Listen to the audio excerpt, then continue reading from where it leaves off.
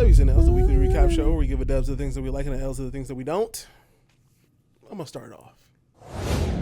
Our favorite content creator has decided to make some more wonderful content. Who's our favorite content creator? I call her female Kevin Samuels. Ugh. AKA, this one was nasty. It was too much. This one was gross. It was too much. I was like, all right, quit talking about it. Stop it. Cut it out. Too much. Stop. I don't even know if I can put it in the video because it's a little much. She called her girthy. Yes. Yes. Weighty, meaty. I don't want to hear that. It makes it sound like a pot roast.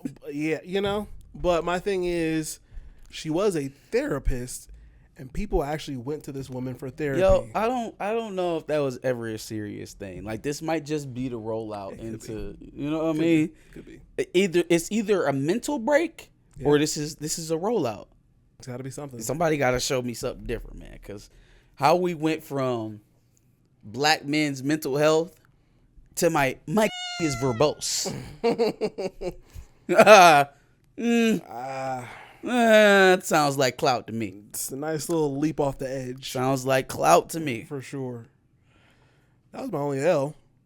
Let's go into some toss-ups already. So this was actually new. I had a different one. Well, it wasn't a toss-up. It was going to be an L for Moneybagg Yo because I guess he's got a restaurant now and he's charging upwards to like $100 and something for some of the entrees. And I said, nah, let's get rid of that and let's talk about this other thing. So this is a toss-up. Apparently, Lil Uzi Vert over in Thailand, for whatever reason, not really sure why, but according to Lil Uzi Vert, it's not Lil Uzi Vert that's over in Thailand. It's his alter ego. His alter ego's name is Leslie. Now, Lil Uzi Vert has already gone by they, so I'm trying to figure out if he's trying to tell us something that he wants to be a woman. Ain't he dating JT? Yeah. So no, he don't want to be no woman. Or if he's gender fluid. Ain't he dating JT? Yeah. Okay, then he's a straight man, right? But if you let them tell it, gender has nothing to do with your sexuality. So, I don't have the mental capacity. Maybe he likes women. This argument right now. But he is a man and a woman all in one. Or I don't know, man. I don't know. So does that make him a lesbian? At times, I guess. Or his alter ego is a lesbian. Or bisexual. What is the determining factor for a person who's gender fluid to have themselves be determined as either gay or bisexual? Like, what would the difference be? To be legitimate, I would think if he is actually gender fluid, right? When he is, and I might be wrong about this, but if he's taking the female gender role, he is a lesbian. But then when he is assuming the male gender role, he would be straight. And that has nothing to do with his sexuality because all in all, he just likes women. Right, but if he has a female persona, couldn't that female persona also be interested in men? No, because he or they is only attracted to women. So he's either a straight guy or a lesbian, depending on how he feels. So he's both a straight man and a lesbian. Are straight men lesbians by trade? If you let Drake tell it. Are girls gay by trade? Like I don't. This is opening up a whole can of worms of progressive conversation in the hip hop community, and it's nuts. Because they're doing it at a whim. Like they're just like, oh, you know what? My alter ego Leslie's in Thailand, and now we have to sit here and have this progressive conversation about it. I don't know either, fam. I'm not saying I know. I'm just saying it's confusing. It's very confusing. Also, in progressive conversations in the hip hop community, apparently, Woah Vicky called out Lil Nas X for not actually being gay, and he's doing this all for clout. And she knows people from his high school, and so who the fuck is Woah Vicky? You know Woah Vicky. Woah Vicky is the girl who she's the white girl, but she black. I found out I'm 25% black, and this whole time I knew it. I knew I was a black girl. She black. I'm black, y'all. She got beat up by Bad Baby. They got in a fight? Yeah. Bad Baby is the Dr. Phil chick. Yes. Catch me outside. Yeah. Okay. Woah Vicky. Oh, I know her. Okay, yeah. She done disappeared. I ain't seen her in shit. And lately. now she is. Now she After getting beat up by Bad Baby some years ago, she is out here calling out Lil Nas X for not being gay. Apparently, whatever. I mean, if he is, he is. If he ain't, he ain't. it's not like we would ever know. Also, We're not gonna confirm. we posed a question a long time ago. Not that we sent out a message to all gay people to answer it, but at least the ones in our audience, whether that type of behavior was appropriate, like whether or not they found it offensive for entertainers who are regular binary Actually straight guys performing as gay men for content. And we got overwhelming. We don't care. It is what it is. It's not a bad thing. I don't think we got one single negative comment about it.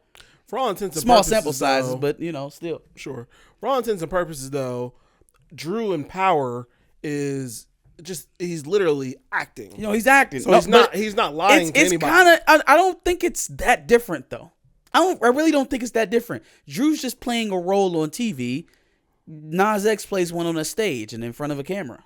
But in the world where people feel like they know celebrities so much, yeah, well, they you probably feel feeling lied like to. you know me and you actually know me are two different things. That's there's true. what you think, and then there's reality. That's true. And You're right. He's not under any rule or law that says he has to admit to you what his sexuality is at all. Yep. So it's really not even morally wrong, I don't think. If the people who you are marketing to don't feel a way about it, you comfortable doing what you doing, you're not required to say anything more than that. I guess do what you do. Then that also begs the question, it would seem that Lil Nas X has garnered a lot of mainstream acceptance for gay people in the hip hop community.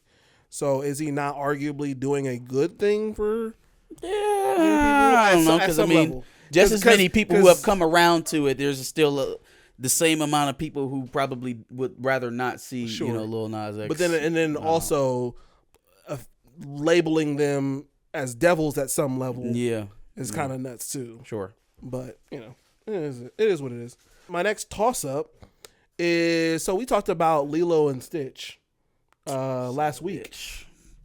Never mind. No. I'll let you keep it. Go. No, I'll let you keep it. Go. I'll let you keep it. You don't got nothing as is. I'll let you keep it. It's just one. And we were already going to talk about it anyway, so you might as well. Well, all right. So Disney is working on a live action adaptation of Lilo and Stitch. And it seems that they have cast the whitest Hawaiian in all of Hawaii to play Nani. Yeah. Yep. Gotta be. Which begs the question of people who are from Hawaii, the state, versus actual native Hawaiians. Because obviously the people who are actual native Hawaiians are Pacific Islanders. They're like, man, when I and again, no nothing against the actor. I don't know her. I don't think I've seen any projects she's in. She may play the character well. It just feels it looks very odd. Yeah. And again, this is the same company who would rather see their their franchises fail than to not be diverse, right? That's what we're doubling down on, it seems. So we will put out something that is financially unstable for the sake of what we deem to be diverse. Yeah.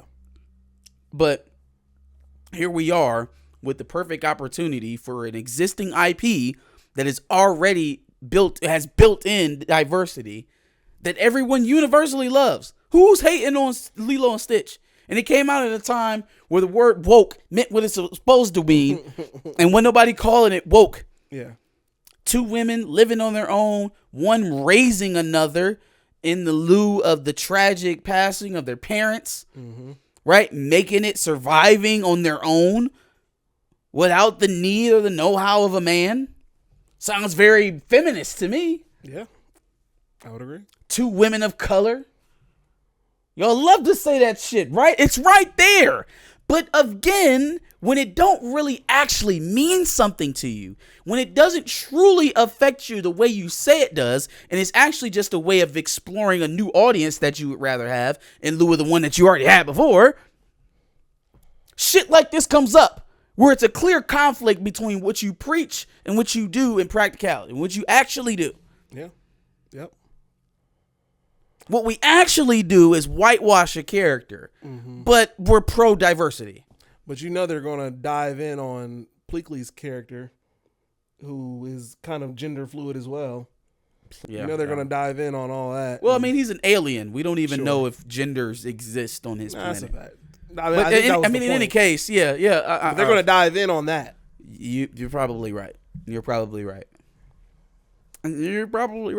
So we'll see how that works out. But yeah, no, like, they'd man, if rather that's have the Nani, what is Lilo gonna look like? White girl, a little white girl. It would have to be. So, and shout out to whoever let us know this in the Behind the Cape a couple weeks ago.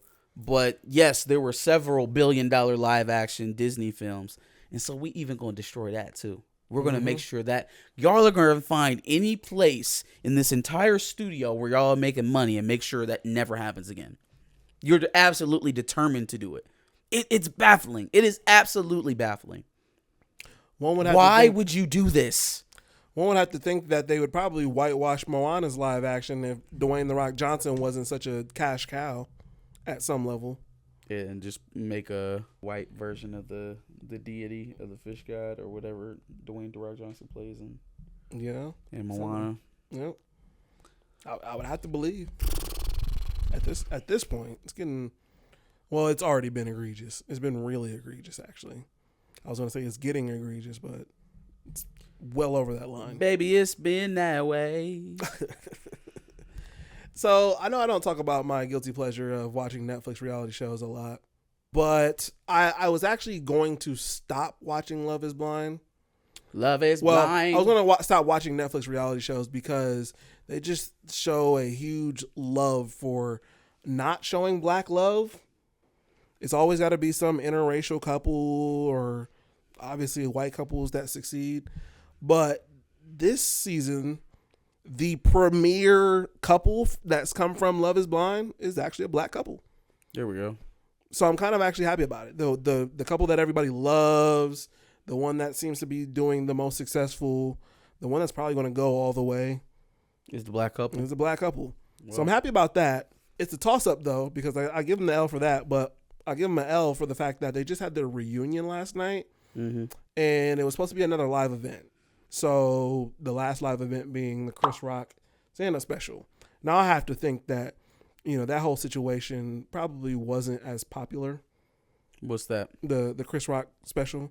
Like, I'm sure it got a lot of people. It was actually pretty high up on the Nelson ratings from last month. I'm sure it got a lot of people. It was top 5 in the Nelson ratings from last month, so it did decent. I'm sure it got a lot of people. I don't know that all those people watched it live, I guess is my point. Mm-hmm. A lot of the fanfare came after the fact. Now that people are after the clip circulated on Twitter and all that, for sure. So I feel like they didn't really tout the live stream numbers. Yeah, they didn't tell us like how many people viewed it live, so that leads me to believe that they didn't have as much as an audience on the live portion as they did on the rewatch. And that's important because I guess in this case. So, like I said, they're having a Love is Blind reunion live, and they were having huge problems with it. They ended up recording it and then showing it after the fact because they had to stop the live. They never started the live. Oh. And I would have to assume that one of your premier, I guess, reality shows in this case, which probably gets quite a few people, where there are probably so many people that they weren't ready for.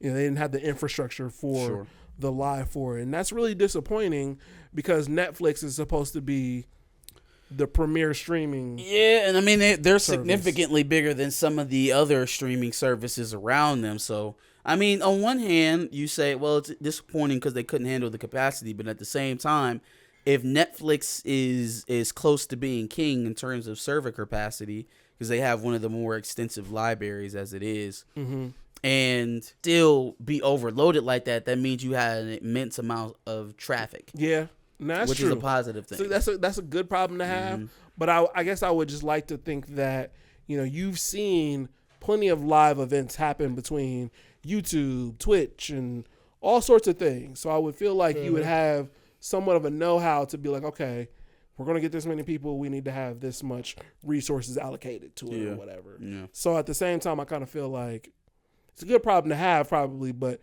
you probably shouldn't even be having said problem because you're Netflix. You should have already known what was going to happen here. So I don't know. Just a little toss up, I guess. Giving a dub to us because we passed 2,500 subs. Hey. Shout out to that. We haven't said that in the last W now, so I just figured I'd shout that out. Shout out to all the new squad homies. Shout out to all the old squad homies. The squad homies that always comment. Squad homies that never comment. Shout out to all of y'all. I'm giving a dub to Urban Meyer. You'll like this. You'll like this. Urban Meyer has had a long storied career as a coach. And it would seem that after his latest run at it, he is closing the book on his coaching career, or so he says. So I'm giving him a dub for saying that, because golly, if kicking the kicker and sending the team on a plane so you can spend the night at a bar with a girl who's not your wife didn't do it, I don't know what will. Hey, listen to me. Listen. Linda, honey, listen. You know who should be terrified at this very moment? Ryan Day. He should be absolutely terrified, because the last time this man told us he was about to retire, 2 years later, he was coaching for the Jacksonville Jaguars. Head coach, not an analyst, not a coordinator, not a front office guy, head football coach of an NFL franchise. The man was too sick to coach college football, so he had to retire. But he was coaching an NFL team 2 years later. Yep. Ryan, he wants your job. He wants his spot back. No. He's going to retire, because the one thing that Urban Meyer has always found a way to do is drive a great storyline. Yes. Right? Yes. And so, well, at least until of late with the whole Jaguars thing. Mm-hmm. So the story of Urban Meyer coming back to right the ship in Columbus after Ryan Day flames out no, don't let for Ryan the Day third be. year in a row against Michigan, Okay, well, that's not is what happened set either. up perfectly. It's set up perfect. Oh, I'm gonna retire, so it gives the idea to everybody like, oh no, I'm not poaching Ryan's job. I don't want Ryan's job. I'm retired. I would never. And then Ryan fuck around and he loses for the third time to Michigan. He's not. And then people start saying, hey, maybe we can convince him. I don't know. He said he's retired, but he said that 2 times before. That's Let's hilarious. No. No. Okay. No. Stop. Okay. If Ryan Day is no longer the coach at Ohio State, Urban Meyer will be the first man in line to take that job back. Herb, you got to stop, bro. I'm trying to tell you. You got to stop. You kicked the kicker. And you sent the plane back to Jacksonville, and you weren't on it. Urban Meyer is trying to to set himself up to take the head coaching job at Ohio State back. Stop. This is coming. It's coming. Our guy is Ryan Day. I stand by him. All right. Okay. Sheesh. My last dub is going to none other than 50 Cent, or at least in my mind. 50 Cent. Because I believe that if 50 Cent and Wayne were to do a versus, I think 50 Cent will win.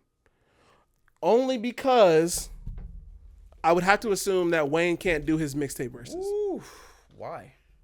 Because why would they allow him to be able to do all his mixtape verses? Why wouldn't they? It's music that he made. Yeah, but it's not. It's not his to okay. Like the music behind it is not his to okay. For the verses. If some of those artists that we've seen do verses were able to do remixes, then why wouldn't he be able to do mixtape shit? I don't have that answer, and I usually have every answer. If you know what I'm saying, that's not fair. I'm just going off the context of if he cannot do his mixtape verses for whatever reason, or at the very least the biggest ones, then I'm not even gonna lie to you. He might not need them. I got 50. So if you take No Ceilings, The Drought, and all the droughts, all the dedications, and the dedications out, yeah, you still left with the Carters. You're still left with all the features that he has. Yep. You still got every song he made with Drake. Still got every song, every collab he got with Baby. That pretty much smacked. Well, you still got one song of it. Well, you still got all the Cash Money shit where you still with Manny Fresh and all them. You know what I'm saying? Yeah, but you've got to pick. That's him. You've got to pick the best 20 of those. Okay, but that's still a lot to choose from. The best 20 of 50s is it's solid. Still a lot to choose from. You can still go from Cash Money Wayne to Fireman Wayne. You're right. To YMCMB Wayne to Young Money Wayne, even all the way to a few things off the Carter 5. You're right. Wayne. So like there's a lot to choose from there. But that's 50 Cent's run ends at about 2010. Sure. Of relevant music, it ends in 2010. Well, actually, or like maybe like 2010, so first of 2012. all, I'm going to say that 50 can absolutely throw in the Power theme song. Josh, if we need a theme song for one of your television shows I would top, say that normally, that's probably pretty rough, but it's the Power theme song. Sure, no, it's great. I played it at my wedding. You know I love it. I'm just saying, if that's what we're putting up against legit tracks. That's a song that you can actually play on the radio or you can play at a club and people are going to fuck with it. So that's a hit. And you don't have to do that. That's the crazy thing with 50. You don't. No, I don't think you come up with 20 that got can 20. Without the power song. 50 got 20 without the power song. Without the power song. Why are you so confident? 50 Cent stopped making relevant music a long time ago. Lil Wayne plays Mrs. Officer and 50 plays 21 Questions. He's winning that round. I think that one's subjective, fam. I think there are plenty of people who would take 21 Questions. You're taking wee. I didn't say me, but I said it's a toss up because there are a lot of Wayne fans that'll absolutely take Mrs. Officer over 21 Questions. Are ridiculous. No, it's not. It is also a regional thing too, right? If you are from New York or the Midwest, you'll probably take 21 Questions. If you're from anywhere south of Tennessee, you're 1,000 taking Mrs. Officer. I don't think there's an argument to say that 50 has more hits than Lil Wayne. 20 is a lot more consistent than Wayne's. But that whatever he would choose amongst his discography. You are asserting that he just wouldn't choose the right ones, not that he doesn't have the better music. It's not really an argument that 50 Cent has the better music. It would be very easy for Wayne to fuck around and pick some songs that might be close to him that aren't going to beat 50's certified 20. That is not saying that 50 Cent has the better music. That is saying that Lil Wayne has so much music that he might pick some bozo shit. But that he might pick some bozo shit. That's a stronger argument for Wayne. A lot of people do this. Versus is not who's better. It's who has the better 20 hits that they play. I would say more times than not, the person with the better overall discography has a better chance of picking the best 20. That can be the case, but that's most of the case. But it can also be the case that it's not. And because 50 Cent has the more consistent out of all the hits that he has, and he definitely has more 20. Consistent what? No, he does. Josh, he flamed out not in terms of his career, but in terms of making music that people listen to in the car or on the radio, in the club. That shit stopped happening a minute ago, fam. That doesn't matter. People still play Lil Wayne's music today. It does matter. It does matter. If you're trying to make the argument that 50 is more consistent, but his reign only goes about this much, not consistency. That's just a smaller sample size. This is what I'm saying, right? I just said, watch this. Jesus Christ. That 20 is certified classics throughout that 20, right? I know out of the what you gave me for Wayne that there are some that are just not going to hit. There is a chance that Wayne could fuck around and play Got Money because it is a single of his. Even if he does it, what does that mean? So, okay, somehow Got Money lines up with In the Club for some reason, right? That is one. Sure. That's one. And it probably wouldn't. You're right. But my point is, we know 50 is going to come and play some certified classic shit in his 20. And Wayne is not? I don't know what he's going to choose. You said he's got a wide net. He could choose any fucking thing from this wide net. A Millie, I know Fireman, 50's going to have... I know 50's going to have 20 rounds of nothing but fire. I don't know that for Wayne because he could fuck around and slip up. How do you know that? What are the 20 songs that you know for sure? Do we need to go through? We're talking about a man who really only had 2 hit albums. 2. You got 20 tracks out of 2 hit albums? He's got 3 with hits on them. He has 3 with hits on them. I said he has 2 hit albums. So he has 2 albums that are full of hit tracks. He's got 2. He's got you saying we got 2 albums? He's got Hater. He's got Hated or Love albums. It. He's got Hated or Love It. Now look how you're changing the thing. When we're talking about Wayne. But these are not mixtape verses. When we're talking about Wayne, no, I'm not talking about mixtape verses. I'm talking about include features. I'm not talking about features either. Let me finish. Right. When you're talking about Wayne, you're saying he got all this stuff and we don't know what he gonna choose out of it, so he can end up having a bad combination. Now we throwing in G-Unit albums that may have a combined 1, maybe 2 hits off of them, and but that's supposed to add to 50's compilation. But somehow it's a knock against Lil Wayne to have that extra. Because out of what you're going to choose from the G-Unit what the album, fuck is a hit off the G-Unit album? What? Stunt 101. Okay, that's one. That's one. Popping them things. That wasn't a hit either. So if we put up Popping Them Things versus something like Bedrock. I Smell Pussy. Okay. Bedrock or any of the songs that Drake and Wayne I put Smell together. Pussy could possibly be Bedrock. Could possibly beat. Again, we talking about subjective. I just Especially don't. Bedrock. I don't see Bedrock hitting against some of I just threw it out there, but it was a very popular song. It was. It was decidedly more popular because it could be played on the radio more than any of the G-Unit collab songs. But we know Come that on, man. Radio play doesn't even dictate who wins a verse. What? Did the Locks not just beat Dipset in one of the most recent ones? Well, I wouldn't necessarily think of Dipset when I'm thinking about who has stellar radio play. I would choose them over the Locks. I would choose them over the Locks. I don't know. Then it turns into what verses are you making this? But I just think that there's, like I said, there's more consistency across 50s. If we're talking about 50 Cent versus Wayne, I got Wayne. Well, here's the other thing. If we're talking about careers, now we're having a completely different conversation. Now I can argue with you. I don't even think we could argue that Wayne had the better career overall. 50 Cent was able to stand on his own too forever. Wayne, even though he's still, a lot of people's favorite rapper, has needed a couple bailouts. Sure, but in like his time. Said, and not only just because of his legal situations, but because of his talent relatively. Yeah.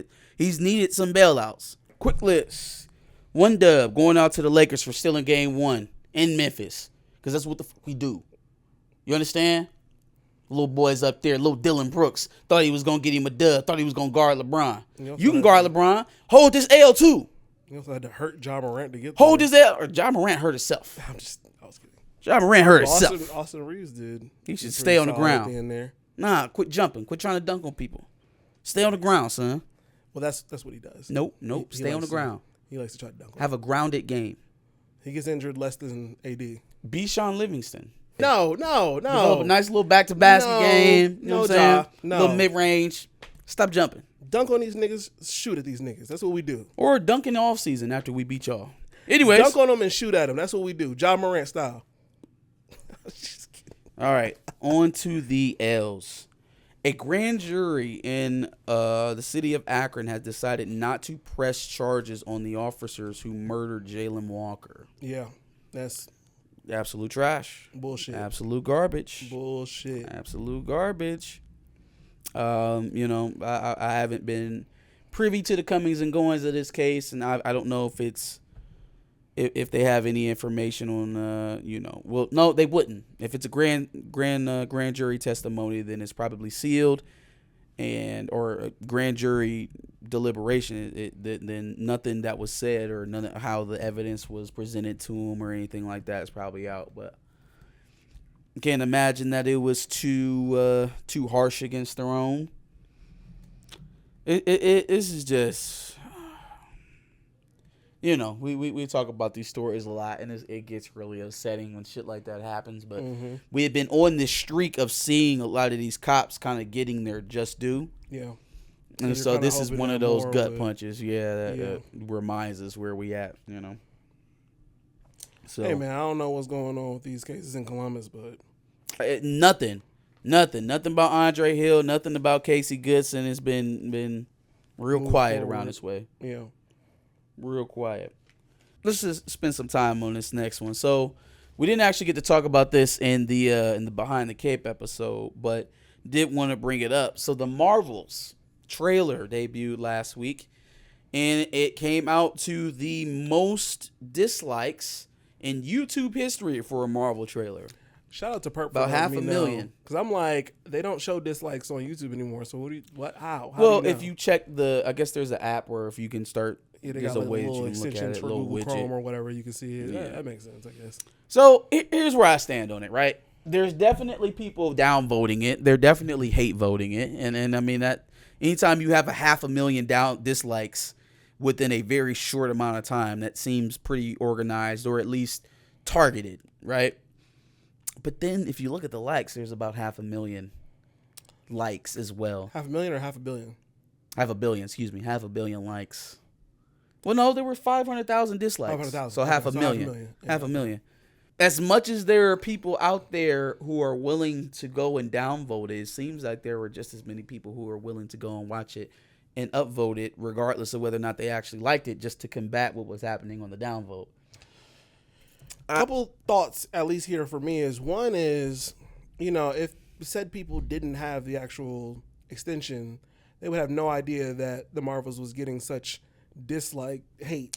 Well, And but so nah, putting that information out there just kind of seems like I wouldn't have known that the Marvels was getting this hate if it weren't for the sure, articles but at the coming out same about it. time, I think it goes to talk a little bit about the general census of the Sure, film. it does. And No, you're so right. even before the trailer dropped, there was a certain attitude or about, the level of anticipation that people had coming into the trailer. So there were some telltale signs that maybe this wasn't going to be a smash hit. But at the same time, you don't expect to see that stark of a turn to a trailer that honestly wasn't that bad. No, it wasn't. It really wasn't that bad. And I'm not the biggest Brie Larson fan, but I'd watch it. I'm just not in love with the synopsis of the film. I'm not in love with where they're going with the Freaky Friday power swap stuff. Yeah. It's not what I was showing up for. I just realized that me saying that I would go see it means nothing because we review these movies, Sure, obviously. right. And plus, I would take the chance to shit on the Marvels if it's not good. Just like I would Thor, so it's not just the Marvels, but any of these Marvel movies, If I don't like it, it's not that I don't want it to be good. I'm a fan of Nia DaCosta. I'm a huge fan of Tiana Paris. Yeah. So like I do want to see the film, but I don't know whose influence is over this movie. Mm-hmm. Doesn't really feel like, from what I've seen of Nia DaCosta, it doesn't seem like her MO necessarily. But at the same time, we're gonna have to see the movie to tell what it's gonna do. I don't think that controversy is the best seller for your product. I just don't. Sure. I think it's a very cheap way of selling product. Mm-hmm. It is. It's cheap, a little lowbrow. Yeah. Yeah, let me rephrase what I said because that sounded pretty bad. I guess if it was good, I would be excited to come in here and say, oh, Marvel's finally got one. As opposed to if it's bad, I do want to say that it sucked and, I'm going to say it sucked. At least tell the truth, yeah. Yeah. Last L I got is going out to Queen Nicki Minaj. So she's getting an L from me because it has become very apparent to me that Josh is right about one thing when it comes to Nicki Minaj. Similar to Drake, she in these later stages of her career is very fond of finding the youngest, hottest star at the moment, adopting their sound, their visual aesthetics, and kind of using them to stay relevant with the collab. Yep. Right? We've seen it with Lil Pump. We've seen it with 6ix9ine. We've seen it with Meg last year, and now the latest, the new hotness on the scene, Ice Spice. Even Cardi has to some extent. She didn't work with her though, so I wouldn't throw. But there became something beef, out of that for sure. So it was like, whoever the young hottest female rapper name is, or even just the most extravagant rapper name, I hope y'all see the writing on the wall. It's hard to look at because when your favorite shows that the talent is not enough, they start doing stuff like this. And I've watched it happen to my favorite, right? I've watched him get to that point where the creative juices aren't enough and all the extra is what actually sells the albums. It's just crazy to see like the titans of my era of music scratching for controversy to stay relevant. And I mean all of them. Nicki, Kanye, Jayland, Drake.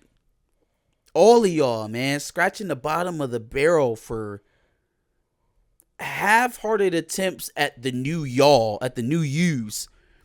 But you're going to give them the rubber stamp because you need it more than they do? Like, wait till some of these young folks actually realize what it is that you do when you rap like them, Drake. That it's not paying homage, that you're actually just kind of jacking their style so that you can have something relevant to say. Wait till they find out that you only put them in these music videos with you, Nicki, so that you can look younger than you are. So that you can continue to appeal to a younger demographic that is probably steadily leaving you for the other new hot girls. She would be doing so much better. And I don't mean to basically say that Nicki Minaj should be making a cooking and cleaning album or anything like that. No, but she should be making a transition album. She should be she is older, transitioning out of the Barbie shit. Life. She is a mother. Yeah. There's so many different things that she could be talking about other than shaking ass. Yeah, she should be transitioning out of the hot girl shit because especially since your demographic is also getting older. Yeah, Get older with them. when you're 25 and you talking to hot girls, that's one thing. But all your 25-year-old hot girls, like you said, are 40 now with kids and husbands. So like they don't have the opportunity to do what they want to do to that type of music like they used to. And you are living that same experience in real life. In real life. So you could easily be making music inspired by your actual life. But instead of maturing and letting the music and the content mature with you, you try to attach yourself to the youngest, hottest thing on the market. Whether they're talented or not, it doesn't really matter. You just need to have your face seen with their face. Mm-hmm. So all the young fans that like them will then cross-pollinate it back into you. And you can kind of keep your fan club going. Which is why doing the whole thing with 6ix9ine was absolute bullshit. But it did what you wanted it to do, I guess. So there's that. Yeah. Not a fan of that, man. Whew. And it's really sad when you see it. So love when you call something 4 years ago and it just comes to fruition. Yeah, I mean, now that we have a full sample size, it seems pretty evident.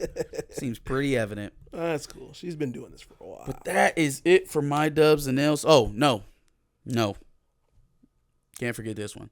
I actually did have one more dub that I forgot to put in here. I wanted to give a shout out and a heartfelt exaltation to a great man, a Korean War vet, a husband of 40 plus years, almost 50 years, I believe, a grandfather of several, all around consummate professional and honorable man, John Linton Chenault. Great man for sure. Sent him home this weekend, and it was my grandfather. I love him very much, and he will be sorely missed. Absolutely. For sure. For sure. And that's gonna be it. So give us your thoughts about about our dubs and L's in the comment prompt below. Make sure you like, share, and subscribe. Give us your dubs and L's. Well, come back every Wednesday at 10 a.m. for another dubs and L's segment. Absolutely. Make sure you check out our previous dubs and L's. Oh, Black Panther: Wakanda Forever being an absolute failure of a movie. Let me tell you something. Let me tell you something. Let me just put it out here in the zeitgeist. It ain't a tax cut in hell. It ain't a tax cut in hell. That's all I wanted to say. That's all I wanted to say. There's not a tax break on this planet that's going to make up for that deficit. But sheesh. Some people, boy, oh my God. You know? I hope you get that job you're looking for, bro. Yikes. Make sure you check out that video, and then also make sure you subscribe. Like he said, we like to do this every Wednesday at 10 o'clock.